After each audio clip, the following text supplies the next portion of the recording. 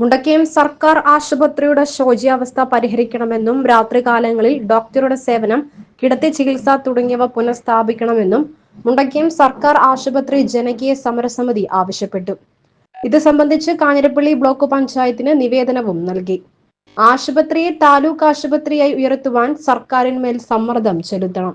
കുട്ടികളുടെ OP ടിക്കറ്റിന് തുക ഈടാക്കുന്ന നടപടിയും പിൻവലിക്കണമെന്നും മറ്റൊരു സർക്കാർ ആശുപത്രിയിലും ഇത്തരത്തിലുള്ള വർധനവില്ല.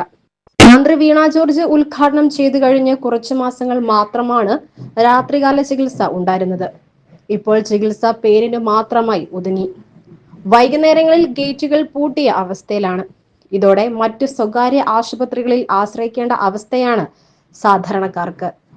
ഇതിനൊരു പരിഹാരം കാണണമെന്നും സമരസമിതി ആവശ്യപ്പെട്ടു. നമ്മുടെ സമരത്തിന്റെ ഫലമായിട്ട് ഏതാനും നാളുകൾ കഴിഞ്ഞ നവംബറിൽ ആരോഗ്യമന്ത്രി ശ്രീമതി വീണ ജോർജ് വന്ന് രാത്രികാല കിടത്തി ചികിത്സയും രാത്രികാല ഡോക്ടറുടെ സേവനവും ഉദ്ഘാടനം ചെയ്യുകയുണ്ടായി. പക്ഷെ നമ്മൾ കാണുന്നത് ഏതാനും നാളുകൾക്ക് ശേഷം, ചുരുക്കി പറഞ്ഞാൽ നമ്മുടെ പഞ്ചായത്ത് ഇലക്ഷന് ശേഷം അവിടെ രാത്രി ഡോക്ടറില്ല, കിടത്തി ചികിത്സയില്ല.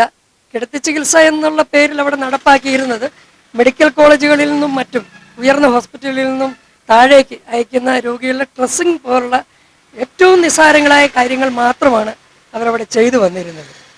സത്യത്തിൽ അത് മുണ്ടക്കയം ജനങ്ങളോടുള്ള വളരെ വഞ്ചനയാണ്, അവഹേളിക്കലാണ്.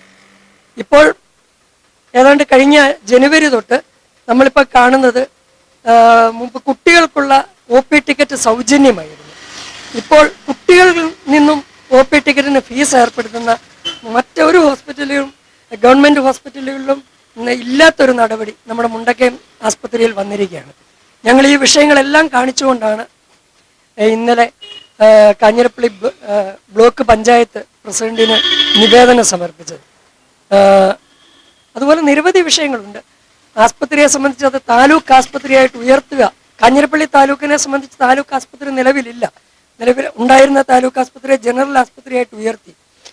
ഏതാനും വർഷങ്ങൾക്ക് മുമ്പ് ഇത് താലൂക്ക് ആസ്പത്രിയായിട്ട് പ്രഖ്യാപിച്ചിരുന്നെങ്കിലും അത് ഇതുവരെ നടപ്പിലായിട്ടില്ല. അതുകൊണ്ട് അത് നടപ്പിലാക്കുക എന്നുള്ളതാണ് മുണ്ടക്കയം ജനങ്ങളുടെ ചികിത്സയെ സംബന്ധിച്ച്, സാധാരണക്കാരൻ്റെ ചികിത്സയെ സംബന്ധിച്ച് അതിനുള്ള പരിഹാരം. അതുകൊണ്ട് അതിനുവേണ്ട നടപടികൾ സർക്കാർ ചെയ്യണം.